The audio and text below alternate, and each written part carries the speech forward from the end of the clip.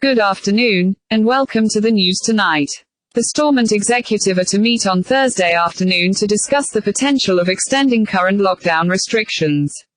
UTV understands Robin Swan will ask ministers to extend the lockdown by 1 month, until 5 March. Read more. 21 more coronavirus-related deaths recorded in NE. The R number is believed to be falling, while hospital admissions look to be slowing. However, it is believed Mr. Swan is recommending an extension to ease pressure on the health service, while allowing the vaccine rollout to continue. Military support. The news comes as military staff are due to help support healthcare workers at Belfast's Nightingale facility. Robin Swan announced on Wednesday that more than 100 medically trained military personnel will be deployed to hospitals in Northern Ireland as they contend with a third surge. Chief Executive of the Belfast Health Trust Dr. Cathy Jack told the Stormont Committee that military staff will work under trust management.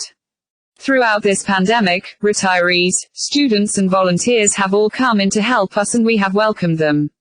Dr. Cathy Jack, Chief Executive of Belfast Trust. This is another group of highly trained individuals that will support my staff to support the patients and deliver the care they need, and I welcome this, Dr. Jack said.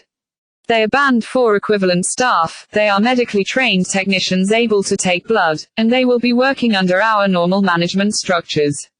For me in Belfast, they will be focusing on helping to support the regional Nightingale. The Belfast Trust continues to operate under significant pressure.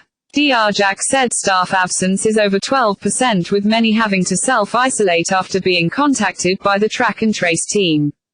She also apologized to families affected by the postponing of red flag cancer surgery, admitting, there will be a small but significant portion of people who will come for their surgery too late.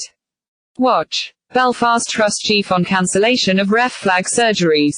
Also appearing at Stormont's Health Committee, Chief Executive of the Southern Health Trust Shane Devlin said the number of hospital inpatients in this third surge of the pandemic was even higher than they had expected. He pointed out that districts in his area, Armagh, Banbridge and Craigavon, Mid-Ulster, Newry and Morne and Down, have had the highest infection rates in Northern Ireland. Some of our postcodes were up to nearly 1,500 positive cases per 100,000, which resulted in having an enormous growth. Shane Devlin, Chief Executive of the Southern Trust. Mr. Devlin also said that, at the height of the first surge of the pandemic, they had 63 inpatients with COVID.